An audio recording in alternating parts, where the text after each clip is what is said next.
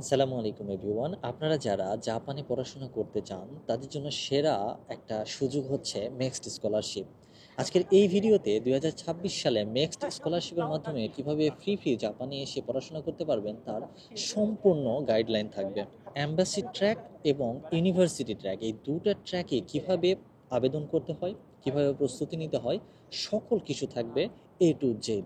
So আজকের এই ভিডিওটি যারা জাপানে পড়াশোনা করতে আসবেন তাদের জন্য স্পেশালি তৈরি করা। সো দেরি না করে সম্পূর্ণ ভিডিওটি দেখে ফেলুন।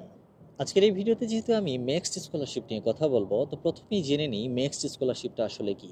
নেক্সট স্কলারশিপ হলো মনবুকা গাকুশো স্কলারশিপ, যেটা জাপানের শিক্ষা মন্ত্রণালয়ের একটি সরকারি স্কলারশিপ। যে স্কলারশিপের মাধ্যমে আপনার সম্পূর্ণ টিউশন ফি এবং মাসিক স্টাইপেন্ড, যাতায়াত ভাতা সহ বিভিন্ন ধরনের সুযোগ সুবিধা দেওয়া হয়ে থাকে। এক্ষেত্রে আপনি অনার্স, মাস্টার্স, পিএইচডি, রিসার্চ অথবা স্পেশালাইজড ট্রেনিং প্রোগ্রামে আপনি জাপানে আসতে পারবেন। নেক্সট স্কলারশিপের সুবিধাগুলো যদি প্রথমে একটু বলে নিই। নেক্সট স্কলারশিপের সুবিধা হলো সম্পূর্ণ টিউশন ফি আপনাকে দিয়ে দেওয়া হবে। তাছাড়া যারা অনার্স প্রোগ্রামের জন্য আসবেন তাদেরকে 1,17,000 ইয়েন প্রতি মাসে দেওয়া হবে। যারা মাস্টার্স প্রোগ্রামের জন্য আসবেন তাদেরকে প্রতি মাসে 1,44,000 ইয়েন করে প্রতি মাসে স্টাইপেন্ড দেওয়া হবে। আর যারা পিএইচডি বা রিসার্চ প্রোগ্রামের জন্য আসবে তাদেরকে 1,47,000 ইয়েন পার মান্থ আপনাদেরকে দেওয়া হবে স্টাইপেন্ড হিসাবে। তাছাড়া বাংলাদেশ থেকে জাপানে আসার যে এয়ারফেয়ার এবং বাংলাদেশে আবার ব্যাক করা, অর্থাৎ আপনার কোর্স কমপ্লিটের পরে আপনি যখন বাংলাদেশে ব্যাক করবেন সেইটার যে এয়ারফেয়ার সেটাও তারা বেয়ার করবে। আর মোস্ট ইম্পর্ট্যান্টলি বিশ্বের শীর্ষস্থানীয় যে জাপানের ইউনিভার্সিটিগুলো আছে সেই ইউনিভার্সিটিগুলোতে আপনাদের পড়ার সুযোগ থাকবে। সো এই সুযোগ হাতছাড়া করা মানে অত্যন্ত একটা বোকামি করা। সো এই বোকামি না করে ঝাঁপিয়ে পড়ুন 2026 সালের নেক্সট স্কলারশিপের জন্য। নেক্সট স্কলারশিপে অ্যাপ্লিকেশনের জন্য দুইটা পথ আছে। একটা হচ্ছে অ্যাম্বাসি ট্র্যাক, যেটা অ্যাম্বাসির মাধ্যমে অ্যাপ্লিকেশন করে অ্যাম্বাসির যে প্রসিডিওর সেটা ফলো করে আপনাকে স্কলারশিপটা দেওয়া হবে। এক্ষেত্রে আপনার বাংলাদেশ অ্যাম্বাসির মাধ্যমে আপনাকে আবেদন করতে হবে। দ্বিতীয় যে ট্র্যাক সেটা হচ্ছে একটু তুলনামূলক সহজ, সেটা হলো ইউনিভার্সিটি ট্র্যাক। আপনাকে প্রথমে যেটা করতে হবে, ইউনিভার্সিটির সঙ্গে কন্ট্যাক্ট করতে হবে, প্রফেসরকে কনভিন্স করতে হবে যে আপনি জাপানে আসার যোগ্য। যদি আপনি এই জিনিসটা কনভিন্স করে ফেলেন আর কি প্রফেসরকে, তাহলে আপনার জন্য এই স্কলারশিপটা খুব সহজে পেতে সুবিধা হবে। কারণ অ্যাম্বাসি ট্র্যাকের জন্য আসলে অনেক বেশি অ্যাপ্লিকেশন করে, এজন্য এখানে কম্পিটিশনটা বেশি থাকে। কিন্তু আপনি যদি একটা ইউনিভার্সিটিকে অলরেডি কনভিন্স করে ফেলেন যে আপনার ক্যাপাবিলিটি, আপনি কি কি করতে পারেন সেই জিনিসটা যদি তারা বুঝতে পারে, সেক্ষেত্রে আপনার এই ট্র্যাকে আপনার প্রসেস করাটা খুব সহজ হবে এবং দ্রুত সব প্রসিডিওর হয়ে যায়। আর তুলনামূলক অ্যাম্বাসি ট্র্যাকের চেয়ে ইউনিভার্সিটি ট্র্যাকে আপনি দ্রুত ফাইল প্রসেস করতে পারবেন এবং 6 মাসের মধ্যেই মোটামুটি আপনি একটা রেজাল্ট হাতে পেয়ে যাবেন। নেক্সট স্কলারশিপে জাপানে বাংলাদেশ থেকে অ্যাপ্লাই করার জন্য যে দুইটা ট্র্যাক আছে, দুইটা ট্র্যাকের মধ্যে অ্যাম্বাসি ট্র্যাকে যেহেতু বেশি নেওয়া হয় আর কি, এবং একটু এখানে কম্পিটিশনও বেশি, তারপরেও আমি নেক্সট স্কলারশিপে অ্যাম্বাসি ট্র্যাকে কীভাবে ফুল প্রসেসটা করতে হয় সেটা নিয়ে আমি প্রথমে আলোচনা করব। তো অ্যাম্বাসি ট্র্যাকে অ্যাপ্লাই করার জন্য ঢাকাস্থ জাপান অ্যাম্বাসির মাধ্যমেই আপনাকে অ্যাপ্লিকেশন করতে হবে।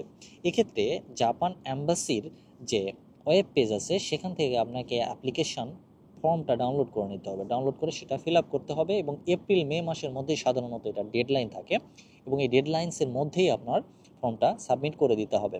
ফর্মের সঙ্গে যে জিনিসগুলো অ্যাড করে দিতে হবে সেটা হলো আপনার পাসপোর্টের ফটোকপি দিতে হবে, আপনার ভ্যালিড পাসপোর্ট থাকতে হবে এবং যেখানে সর্বনিম্ন 6 মাসের মেয়াদ থাকবে এরকম হতে হবে। সেকেন্ড যে জিনিসটা থাকতে হবে সেটা হলো আপনার প্রত্যেকটা একাডেমিক সার্টিফিকেটস এবং মার্কশিটগুলো থাকতে হবে।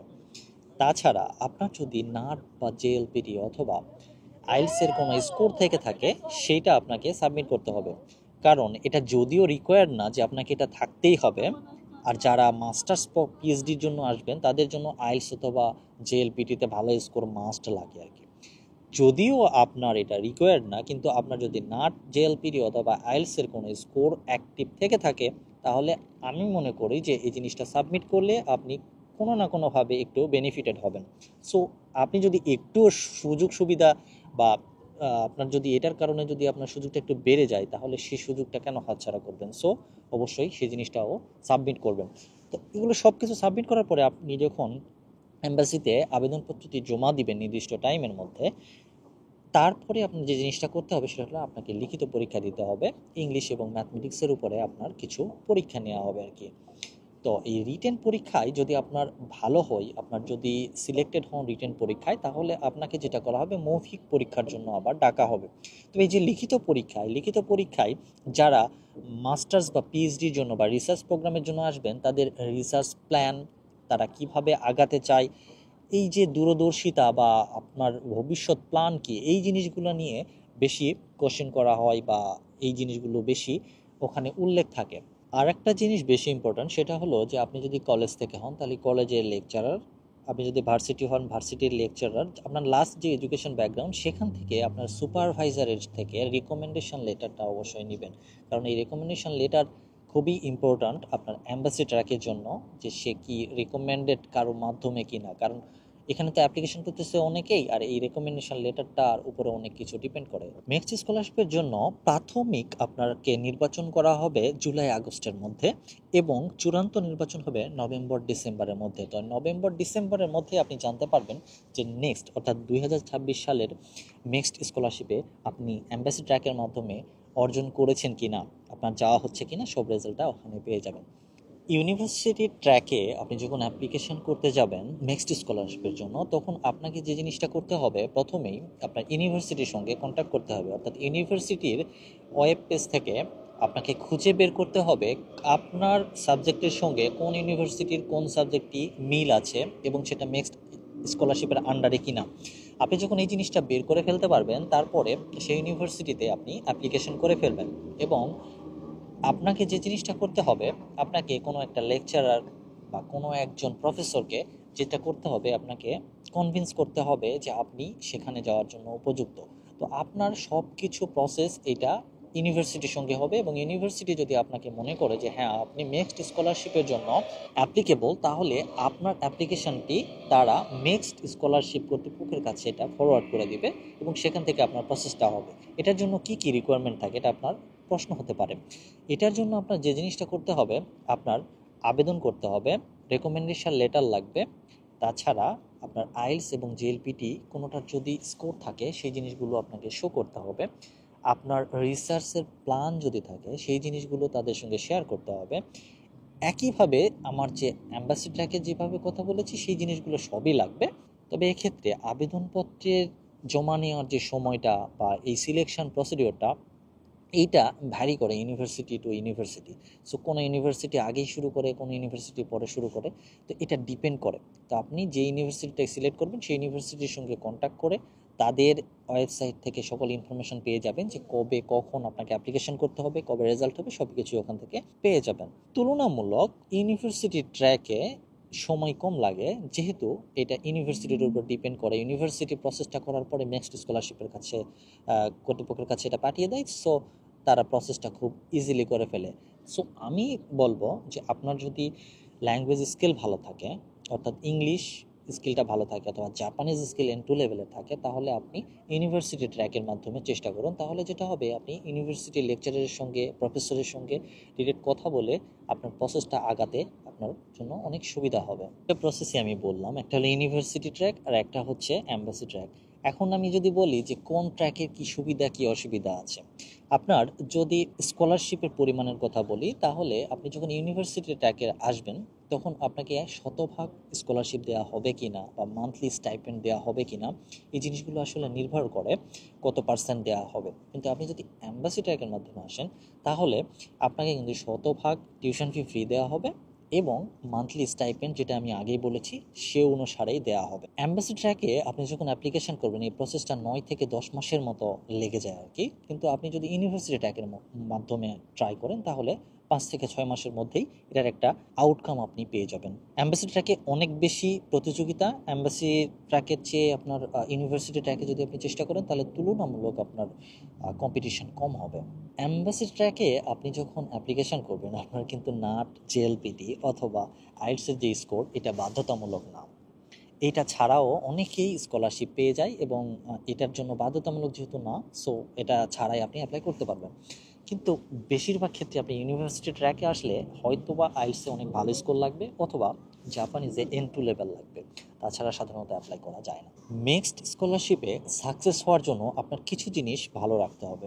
সেটা হলো আপনার সিজিপিএটাকে ভালো রাখতে হবে। এবং অলরেডি যারা সিজিপিএ খারাপ করে ফেলছেন তাদের তো আর কিছু করার নেই। যারা ভবিষ্যতে মিক্সড স্কলারশিপের জন্য ট্রাই করবেন তাদের জন্য আমার একটা পরামর্শ, সেটা হলো যে আপনার সিজিপিএ স্কোরটা ভালো রাখার চেষ্টা করবেন এবং আপনি এই অ্যাপ্লিকেশনের জন্য যে এসওপিটা লিখবেন, আপনি যে এসওপিটা লিখবেন সেইটা যাতে অনেক স্মার্ট হয়। আর এখন যেহেতু এআই এর যুগ, আপনি খুব সহজেই এসওপি লিখে ফেলতে পারবেন, কিন্তু এখন কিন্তু এটাও লেখা থাকে বা কোনো এক জায়গায় আপনার উল্লেখ করা থাকে যে আপনার যে এসওপিটা হবে এটা যাতে এআই ডিটেক্টেড না হয়। তো আপনি যখন একটা অ্যাপ্লিকেশন করবেন এআই এর মাধ্যমে, আপনি কোনো কিছু ওইটার মধ্যে দিলেন না, সেইটা দিয়ে যে আপনি একটা স্মার্ট এসইও লিখে ফেললেন কিন্তু সেটা এআই এর মাধ্যমে, তা কিন্তু হবে না। আপনি এআই এর থেকে হেল্প নিতে পারেন এসওপি লেখার ক্ষেত্রে, তবে আপনি অবশ্যই এই জিনিসগুলো চেষ্টা করবেন। সেটা হলো এটা যেন কোনো প্ল্যাগারিজম না থাকে, সেকেন্ড এটা যেন এআই ডিটেক্টেড না হয়। তো আপনি এআই দিয়ে লেখার পরে আপনি এটাকে রিরাইট করেন আপনার নিজের মতো করে, একটু যদি মিস্টেক থাকে গ্রামাটিক্যালে সেটাতে কোনো ইস্যু নেই, কিন্তু এআই ডিটেক্টেড হলে আপনি স্কলারশিপ পাবেন না। মোস্ট ইম্পর্ট্যান্টলি আপনি যেই ট্র্যাকের জন্য অ্যাপ্লাই করুন না কেন, আইএলটিএস অথবা জিএলপিটি যেটাই থাকুক না সেটা ইনক্লুড করে ফেলুন। আর যদি আপনার একটাও না থাকে, যে কোনো একটা অ্যাটেম্প নিয়ে ফেলুন, নিয়ে সেই স্কোরটা সহ আপনি অ্যাপ্লাই করুন, সেক্ষেত্রে আপনার পসিবিলিটিটা বেড়ে যাবে। আপনি ইউনিভার্সিটি ট্র্যাকে যখন অ্যাপ্লিকেশন করবেন, তো আপনি একটা সুপারভাইজারের সঙ্গে বা প্রফেসরের সঙ্গে আপনার কী করতে হবে, কনভিন্স করতে হবে। তো তার সঙ্গে সম্পর্কটা আপনার যত সুসম্পর্ক তৈরি করতে পারবেন, ততই আপনার স্কলারশিপ পাওয়ার পসিবিলিটিটা বেড়ে যাবে। আর ইন্টারভিউয়ের সময় আত্মবিশ্বাসী থাকুন, ভয় পাওয়ার কোনো কারণ নেই।